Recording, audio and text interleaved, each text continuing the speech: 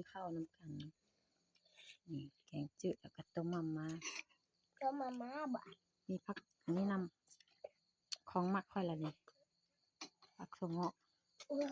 แซ่บบ่แซ่บบ่กินข้าวกับต้มมาม่าใครกินผักบ่นี่ซีนหมูนี่ไผสิเอาเอากินหมู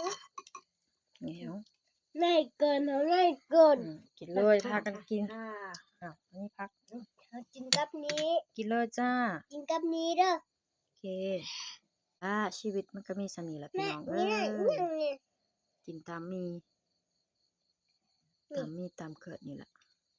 กินเลยลูกเจ้าก็บ่ใช้บ่วงล่ะลูกมันเฮ็ดบ่ได้เขากินน่ะ